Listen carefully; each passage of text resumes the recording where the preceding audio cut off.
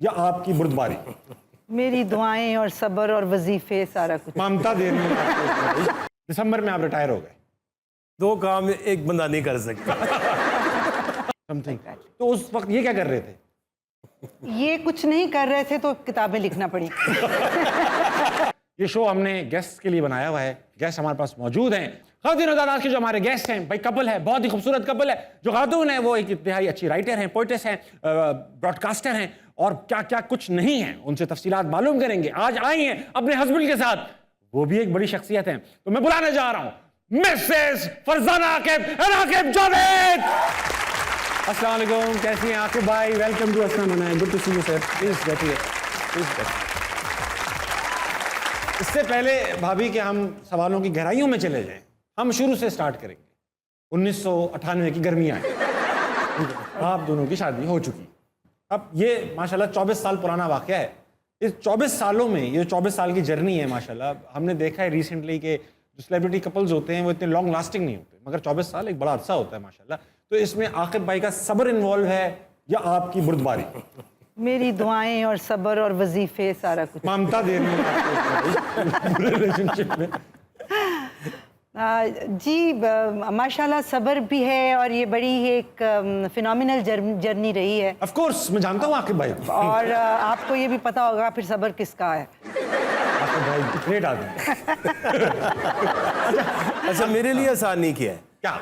मुझे भूलने की आदत है, तो मुझे सब फर्क ही नहीं पड़ता मेरे साथ क्या हुआ। आप भूल चुके, आप सुन इस मामले में। सुन। अच्छा आकिब भाई माशाल्लाह 24 साल हो चुके हैं। सबसे इंटरेस्टिंग बात जो मैंने आपकी डेट्स में देखी वो ये थी कि मई में शादी हुई, दिसंबर में आप रिटायर हो गए। दो काम एक बंदा नहीं कर सकता। नहीं, क्या मुश्किल था, क्रिकेट या भाभी?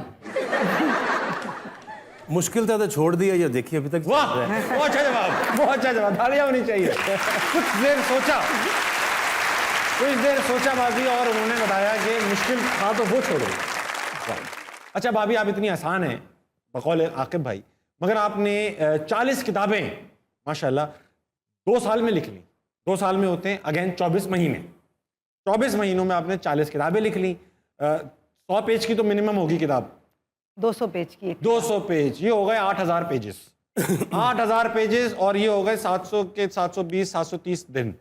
आप रोज के हिसाब से 100 पेज लिख रही हैं तकरीबन, समथिंग। तो उस वक्त ये क्या कर रहे थे? ये कुछ नहीं कर रहे थे तो किताबें लिखना पड़ी। जब बंदा इतना फारग हो जाए तो फिर किताबों पे लग जाता है। अच्छा, इसमें बड़ी इंटरेस्टिंग एक चीज़ है, तो कोरोना जो है वो उसके जो इफेक्ट है वो डिफरेंट होते हैं लोगों के ऊपर। ऑफ कोर्स, बिल्कुल मुझे पड़े तो मेरे 2 यहाँ बालों के इतने गुच्छे उड़ा दिए उसमें। लेकिन कोरोना जो है वो यहाँ पड़ा और किताबें आ गई बाहर।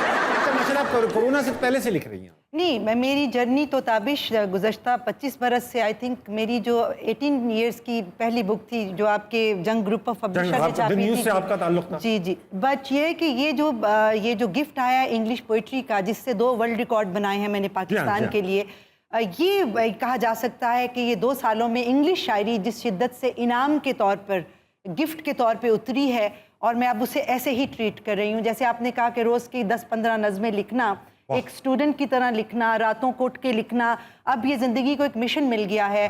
साउथ एशिया की हाईएस्ट पब्लिश पोइट्स बन गई हूँ, तो अब मैं इसको सीरियसली ले रही हूँ। तालियां होनी चाहिए इस बात पर। मैंने सुना कि एक एम्बेसी का फंक्शन था किसी, उसमें नौजवान की नज़र आप पे पड़ी और फिर ये कहीं नज़र उठाने के काबिल ना रहे। हाँ देखिए, लोग इसको मानते नहीं हैं, लेकिन अगर इसको गौर किया जाए, मैं गौर कर रहा हूँ, क्योंकि देखिए आप ना ओवर द इयर्स एक तस्वीर अपने दिमाग में सोचते हैं, भाई इस तरह की शक्ल हो, इस तरह का हुलिया हो, और आप तब रेडी हो। क्योंकि देखिए मैंने ना अपनी 91 में जी ये फैसला किया था, माँ को भी सुना दिया था, ये काम जो आपने नहीं करना, मेरे पे छोड़, ये मैं संभाल लूंगा, मुझे आता है। तो मैंने ये सोचा था थोड़ा कि जब आप बंदा सोचता, प्लानिंग करता, मैंने कहा 96 तक ना, 96 ऐसा ईयर है उसमें मुझे लव होना चाहिए।